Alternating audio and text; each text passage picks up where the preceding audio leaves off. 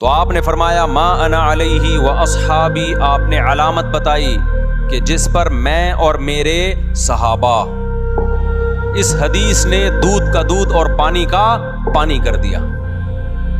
اس حدیث کی تشریح تو میں کئی بار کر چکا ہوں، لیکن آج محرم کے حوالے سے اس کی تشریح میں کروں گا تاکہ اس حدیث کو ہم محرم پہ فٹ کر سکیں کہ محرم کے معاملے میں ہم صحابہ کے طریقے پر ہیں یا نہیں ہیں.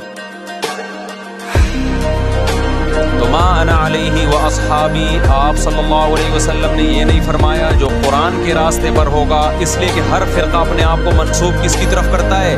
قرآن کی طرف، پھر اس کی تشریح اپنی مرضی سے کرتا ہے. کیونکہ جب اسلام میں فرقہ ہوگا وہ تو نسبت قرآن کی طرف تو کرے گا نا. وہ بھائی اسلام کی طرف نسبت میں پہلی شرط یہ کہ آپ قرآن کو تو مانتے ہو. جو قرآن ہی کی طرف نسبت نہیں کرے گا پھر تو لوگ ویسے ہی اس کو غیر مسلم سمجھیں گے. اس لیے نبی نے قرآن کا نام نہیں لیا. ما انا علیہ، جس پر میرا عمل. اس سے پتہ چلا قرآن کی ایسی تشریح کرنا جس پر پیغمبر کا عمل نہیں تھا، یہ تشریح معتبر نہیں ہے. آپ آج کل کے خطیبوں کی تقریریں سنو،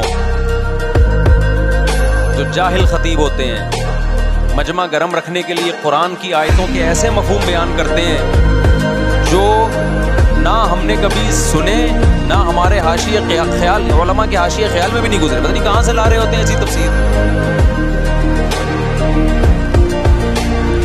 نبی نے فرمایا جس پر میرا عمل. لیکن اتنا کافی نہیں ہے. بعض لوگ قرآن اور نبی کے عمل کی ایسی تشریح کریں گے جس کو صحابہ بولو نہیں مانتے، جس پر صحابہ کا عمل نہیں تھا. تو آپ نے فرمایا وہ تشریح ما انا علیہ و اصحابی جو میرے اور صحابہ کے راستے پر ہوگا، وہ فرقہ کیا ہے؟ جنتی ہے. سمجھتے ہو کہ نہیں سمجھتے؟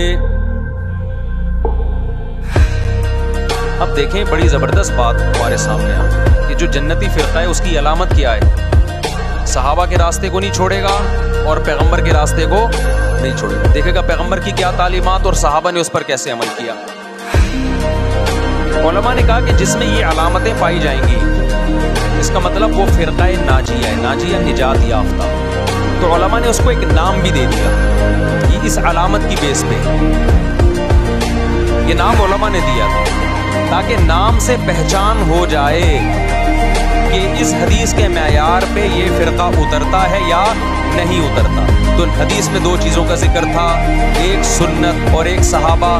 تو صحابہ کے لفظ کو جماعت سے تعبیر کیا، یعنی اجماع صحابہ. صحابہ کا جو اجماع ہے نا اس کے خلاف نہ ہو، صحابہ کے راستے سے نہ ہو، اس کو الجماع کہا گیا اور نبی کے طریقے کو سنت کہا گیا. تو اس لیے اس فرقے کا نام جو نجات یافتہ تھا اسلاف نے نام رکھا اہل السنت والجماعہ. کھوپڑی شریف میں بات آ گئی، اہل سنت والجماعت جو حدیث کو بھی مانتے ہیں اور صحابہ کو بھی مانتے ہیں. لیکن ظلم یہ ہوا کہ بہت سے لوگ جو نہ سنت کو مانتے نہ صحابہ کو مانتے، انہوں نے اپنا نام اہل سنت والجماعت رکھ لیا.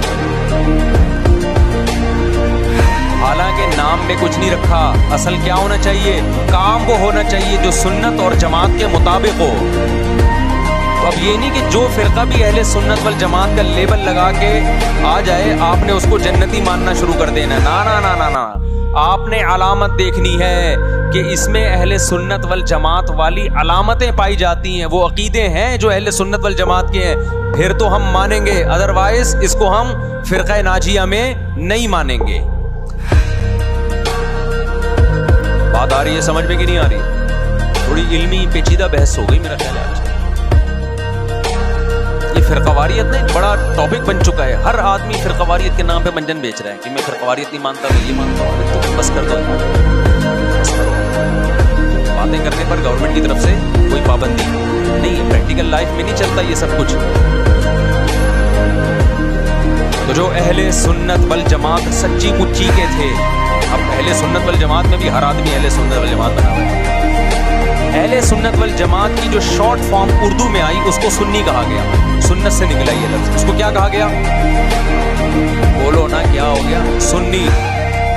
یہ اہل سنت والجماعت کی کیا ہے؟